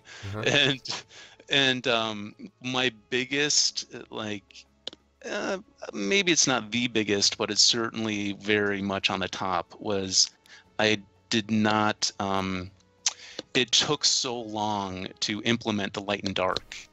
And if I would have done it over again, it would have been. It almost made it into the Sacred Pool expansion. That was actually what the Sacred Pool was going to be about. Was the light and dark was kind of like another form of alignment, and it would work. I mean, it works very similar to what the Woodland did. So yeah, I just wish it was one of those things that shouldn't have waited that long to implement the light and dark aspect of it. That should have been, no more than the second expansion. But it was, yeah. I mean, again, it's one of those like, you have so many ideas. There's just so much wealth of design space, and you have to like pick what not only would be the most interesting and what would be the most exciting, but also would be the most thematic. And that's another thing, people might think like expansions are just you take a bunch of cool ideas and throw it into a box. But from a product, when you view it in a whole of a product line, every box has to kind of have, its own identity, its own theme, its own feel. And so it's not just, scooping up a bunch of cool ideas and throwing them in a box. They have to have some sort of uniform, and that way you can identify, like, this box feels this way, and this box is going to make the game feel this way. And it ended up just that light dark kind of, I kind of viewed it as a karma thing where you could accumulate good karma or bad karma, and then it would pay off. And it just ultimately it just didn't really feel like the best fit in any of the current expansions. It came so close to Sacred Pool, but just barely missed the mark and decided to go with alignment theme things instead. But that's really interesting. Yeah.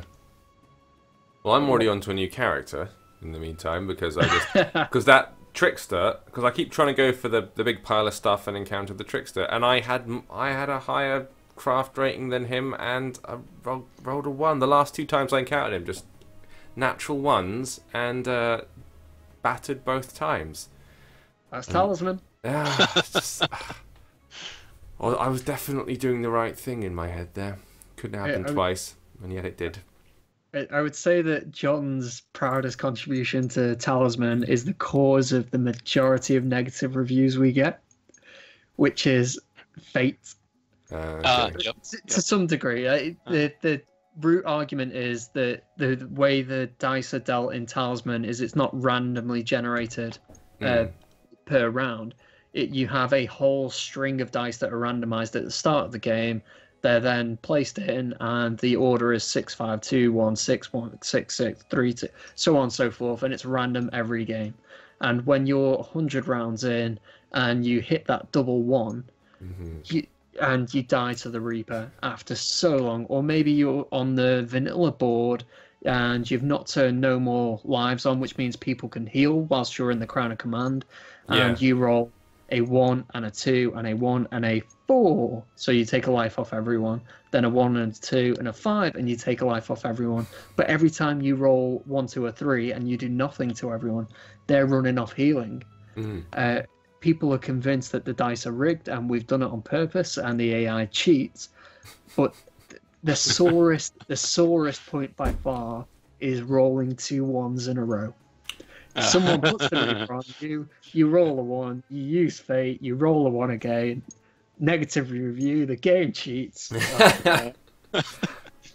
Well, I remember reading the feedback, because it is one of those things, and this is one of the, like, John New, like, embodies the essence of a voice of a million Talisman fans, because he pretty much told me the same comments that came out in the initial reviews, which was, randomness is supposed to be random. You're not supposed to have that level of control.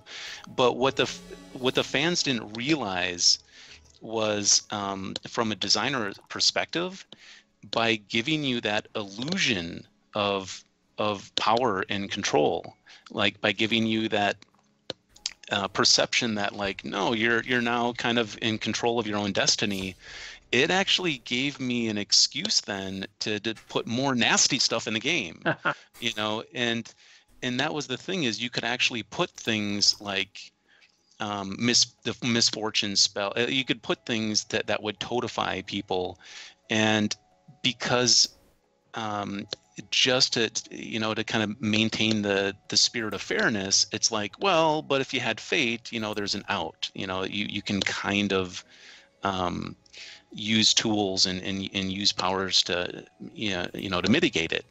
But if anything, for people that were like the biggest critics of like, oh, they're, you know, making Talisman too nice and fluffy, and it's like the opposite. If anything, fate gave me more reasons and excuses to throw more just really terrifying, you know, silly, nasty things in there.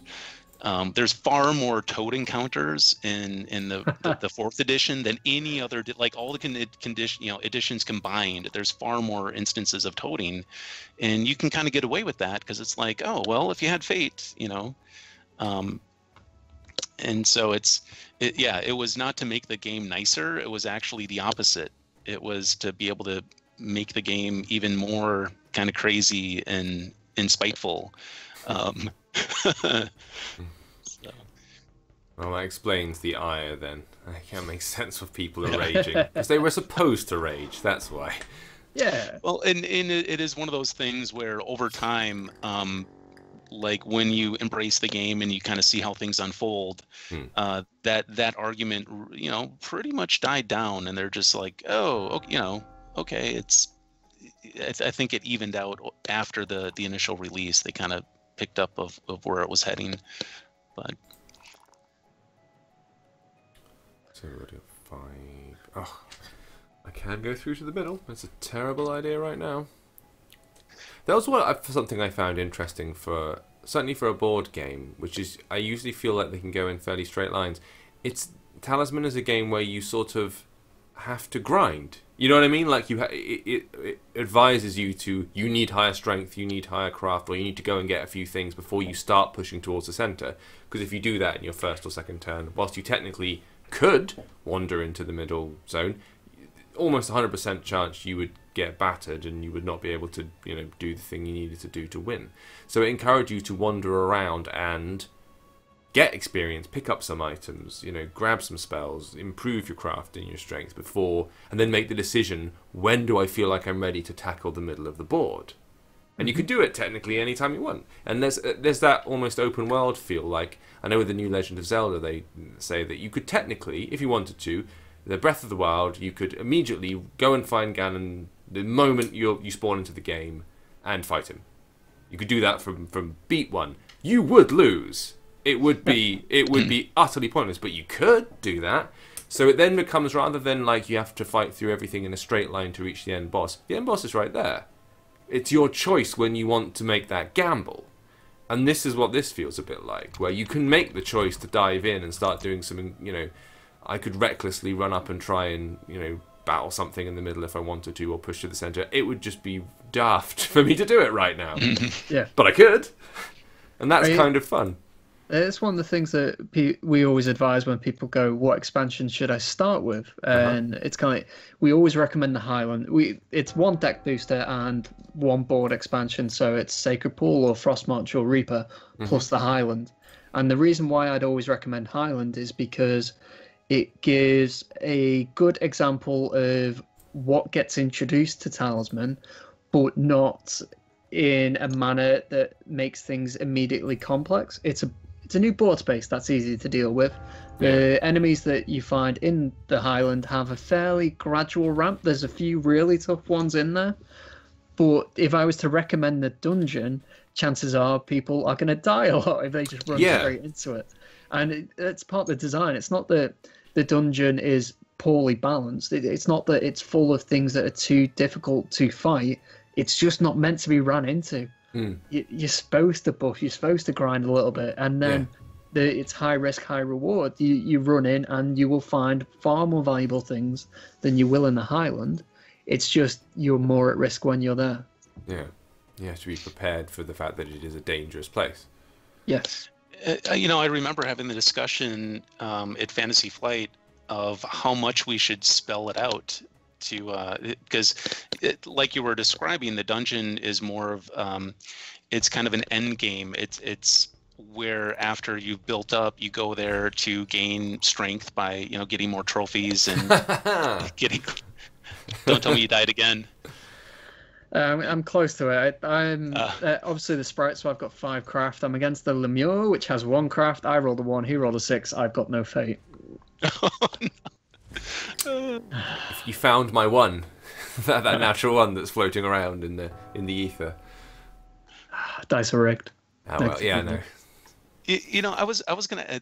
One of the questions I always wanted to ask the programmers that worked on the digital game was, what was the wonkiest or most challenging, weirdest thing to program, like how to make it work? Because some of the things like the the spell that copies other spells and casts it on other players, and I never would have imagined that like being translated into a digital format and how hard that would be to pull off. Are there some examples of the things that just was really tricky of? Because I don't do any programming or coding. All of that is like magic to me. I'd have to guess at what they would think, unless we've got one of the programmers who's still in the chat with us. I know there are certain cards that we looked ahead of time and we picked out as things that may require changing. So when I started working on the city expansion, we changed the Gremlin and the Scribe. So the Scribe follower allows you to burn 1 spell in place of the spell that you're casting, so you can keep the same one. So we envisioned a lot of people in online multiplayer getting the Scribe, getting the Time Vortex or the Time Warp that allows you to take multiple turns. And if they were the Sprite or the Warlock, they would just have infinite turns unless something incredibly bad happened to them. And with the Gremlin, that was another one of the examples of you're sat around a board table with your friends, the beer's going, the music's going. You decide how the Gremlin works. But how the Gremlin works in text is you... Oh, hold on. I might be about to get reapered. Hey! I got the reroll, you're fine. I rolled a 1 and a 5. So with the... Here we go. Gremlin, you have to roll to see if you keep an item or discard it and potentially lose a life every time you have the item or gain the item or use the item. Some combination of that. Can't quite remember the actual wording on it. But what that potentially threw up is the fact that someone would need to roll per item every turn. And okay. If they had been playing the game for a while and then they drew the Gremlin, they're potentially rolling to keep the same items 5, 10, 15 times every turn that they play the game. Gotcha. And we looked at that and went, that is digitally, at least, that is going to be a chore. And chances are no one is playing the game like that sat around the kitchen table. We then got into a habit of playing physically before we then did it digitally. So that's interesting. When we looked at doing the woodland, I know that the cards that were picked out ahead of time as potential troublesome ones were the love potion and the riddle stone. So I think, if I'm recalling rightly, the reason we picked out the riddle stone is because the woodland didn't take into account the celestial or the possessed characters. I think it might be the celestial, who has a craft value equal to his life value.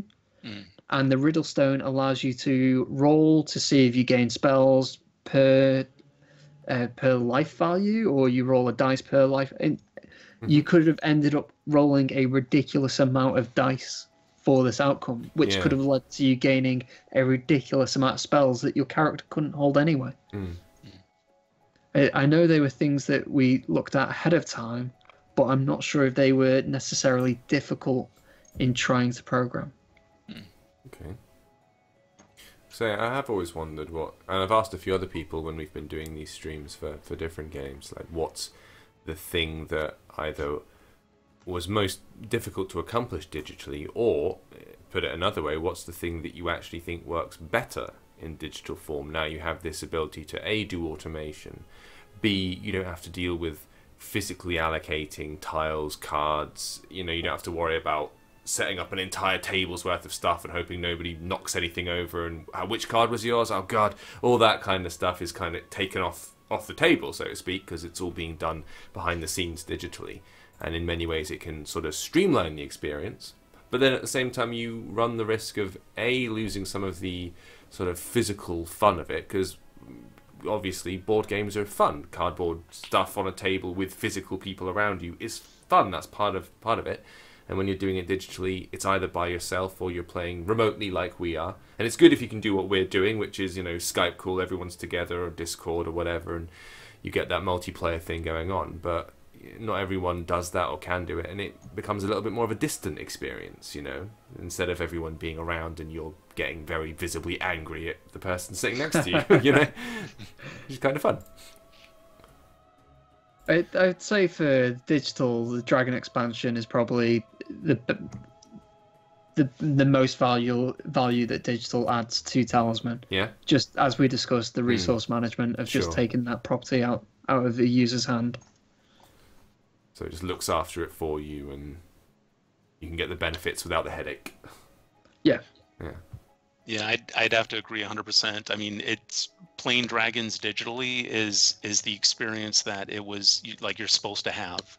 It's it's like a true gift to be able to have kind of the original vision manifest of how it's kind of supposed to be. Mm-hmm. But with that being said, I think there is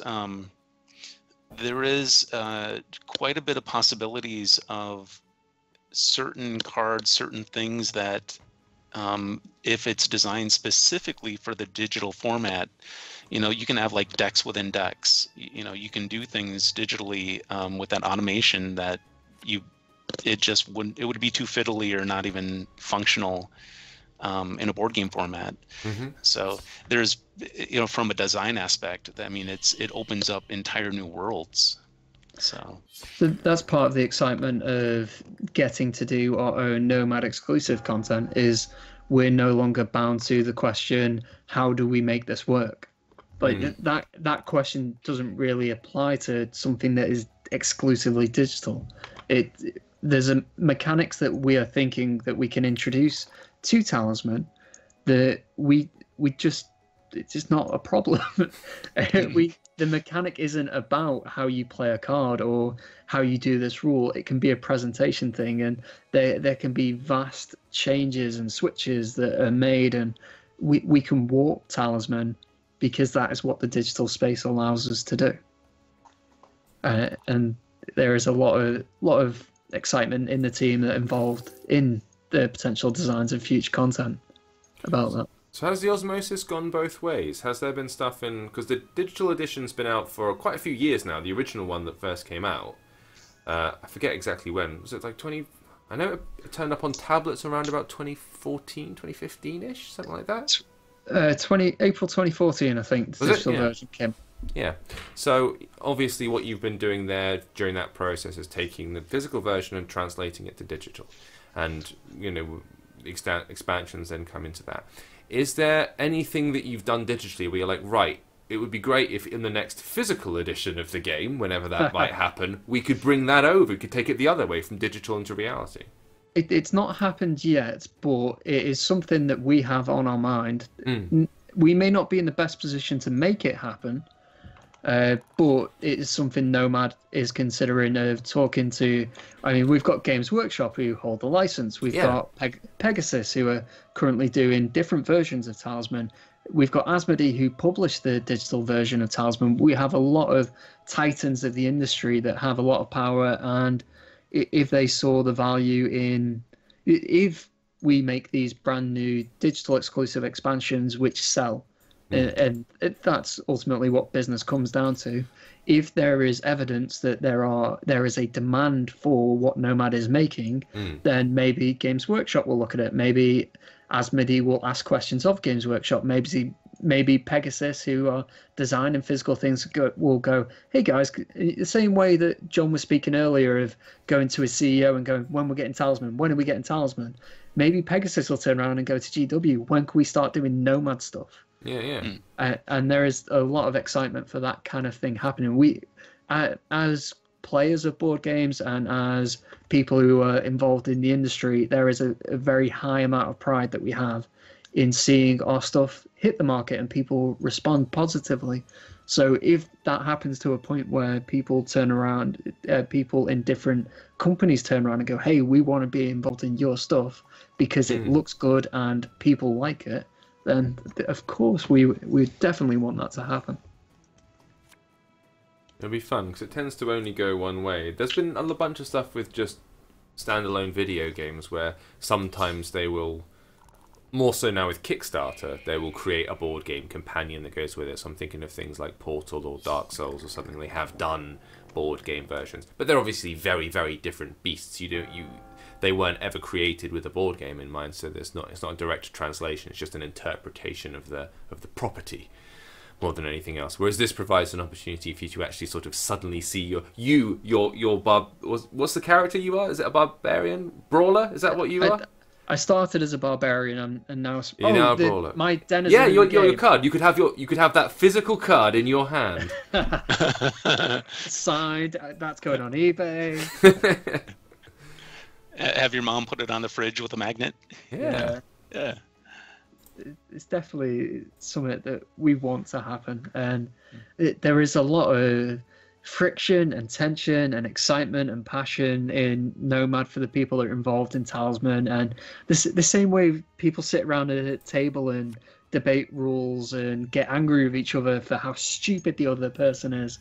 I'm sure you would have experienced this at FFG, John, and you probably still have those experiences at AEG where you're sat there next to someone who you work with and you, on a daily basis, you get lunch with, you see them every other weekend and you play board games with them. And at the moment you're talking to them, you hate them. And you're like, how are you so stupid? Like, this makes no sense. Why are you trying to make this happen? And then the meeting ends and you get on and life continues. But there are people who are heavily invested from Nomad side in the future content of Talisman, and when we came up with a place to dump ideas, I think we had kind of 30 plus ideas, and as I said earlier, some of them broke down to just mechanics, some were themes, some of them we've got one guy who is just, all of his ideas are golden broken down, but together it is, and then this happens, and then this happens, and this happens, just because there's that level of excitement of there's so many ideas in his head, and getting them onto paper all turns down into one giant thing. Okay. And as we've discussed, it is better for an expansion to have a clear identity. So then we have to scale back and go, like, here's the good ideas among your many good ideas, and yeah, there's a lot of love from Nomad's side. So what's the timeline on these things? I mean, in terms of when they come out? Because we've obviously had we're showing off fresh content today, and we're celebrating the 35th. But how often have you been doing these updates? Is it something that comes out on a monthly, bi-monthly, quarterly? Like, how long do these things take to cook up? I'd be interested to know what the physical answer is to that, but digitally it's as fast as we can program. So the longer we've been doing it, the more proficient we become at making it, and the quicker the expansions become. When we initially sat down at the start of the year and said Dragon expansion was the big fear, that was the one that we anticipated taking the longest, and then probably the Woodland after that, which is why they came at the latter end of development. We thought Dragon expansion would take us 7 months, and I think it ended up taking us 3 months, and then if you include marketing and hype before release and making sure that QA and beta and it had time to ensure that it works, it took us 4 months to make. And the Cataclysm was this brand new board that would take over, and there's a lot of legacy code that refers to the old hard-coded spaces on the board. So when you go to the chapel, or there's a card that references the chapel, that code that was written 5 years ago, and it may not work with the Cataclysm. It's taken us like a month and a half, 2 months to make the Cataclysm, and then a month and a half extra to actually ensure that it's in a working and releasable condition. So all of these great fears about just how long it would take have become diminished, and the length of time it's taken us to do anything, no matter how big the task, has increased. So we've gone from releasing one big expansion, one medium expansion, one small expansion a year, to there's probably going to be 3 expansions a year, no matter what size. We could do 3 big expansions in a year, maybe 4 if we pushed ourselves. Okay. But okay. I don't know how that translates physically at all. Well, it's Neo Gambit saying that you guys fix the bugs as fast as they break the game. So that's a good thing to hear. But you as you mentioned about what, curious to see what you think about this, John. Like when you're doing these things physically, if you were creating one expansion or you were revising that 4th edition, like how long does that process take? What's involved there? Well, I had when I first started. I took over as the product line developer. I had to have a 5-year plan, and then after a couple of years, it went down to just a 2-year. So I had to project for 2 years what expansions and content and how that would fit in with marketing and so we, it was far from just kind of, oh, this would be cool. It was pretty structured, and it required quite a bit of foresight and long-term planning. As far as just the sheer amount of time, I had to do 2 releases a year, one small, one big, and they were spaced just for sales and marketing. They were spaced about 6 months apart from each other, but because it took more than twice as much to make a big expansion than a small one, as far as the actual development and design time, it would be about 4 months for a small expansion and 8 months for a corner board. And so because I had such long lead time, and because we were designing it as a product line, not just a game, we would just kind of space it out and have some padding for the releases. But yeah, it would be about 4 months for a small expansion, 8 months for a big one. But that was also, I wasn't just working on Talisman. I was designing and developing a lot of other games too. Runebound and some other Games Workshop games like Dungeon Quest. And so as far as being able to crank out Talisman, if I just focused on Talisman, wow, I can only speculate. But back in the day, I did 2 Talisman releases a year, and that was on top of many other projects. So yeah, it would be kind of an interesting experiment if I focused on Talisman for 6 months to see what would happen. You just dialed in. Yeah. Nice. Well, I'm going to roll what's probably one of the last turns of this session. How many? So I died a grand total of twice. You're still on your second. You're. I'm about to die. You're hovering on the edge, but you're still hanging in there. It's okay. It's not too bad. I had the rejuvenation spell from the woodland, which allows you to replenish all lives, all fate, and discard any cards that you don't like. Okay. Which will come in massively handy for the Harbinger expansion, because the Harbinger introduces cursed items and cursed followers that you must take. The ones you must collect, yeah, you mentioned those, yeah. Right, we should really, in that case, end this with a fitting encounter, seeing as I happen to roll a 2. So here we go then. Cleric versus Sprite, let's do it. So if you're not watching, John, James has just attacked me. The Cleric versus the Sprite. But now a spell has been cast. I've got Misfortune, so that is no other beneficial spells. That's giving me the filthy snake eyes. Well, it comes down to RNG. See, this is going to be a key highlight of why the dice isn't rigged in the game. See, what I've just done is introduced a 1 into the dice rolls, because that's what Misfortune does. It doesn't skip you to the next one. It throws a 1 into the RNG line, which means the dice that I'm about to roll was the one that you would have had. Yeah. So we'll now see whether it could have been. It could have been the 1. Here we go. It was a 5. Yeah, absolutely. Yes. There it is. 6 to 4. Well, fair play. And that would have been your 5. That would have been my 5. Batany, were it not for that spell. Outrageous. A spanner in the works. Right. But good. Good stuff. Just now for symbolism, I will take a life from you. Even though you're not on your last life. And you can lose a fate instead. I can lose fate instead. Yes, I can. So there you can go.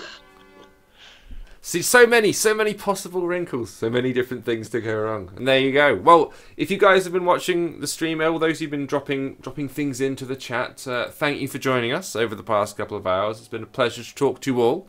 And likewise, Gavin and John, a pleasant to talk to you both as well. It's really nice to have the digital and the physical folks exchange ideas and share about the differences between the two. I find it fascinating. I'm always interested in this kind of stuff.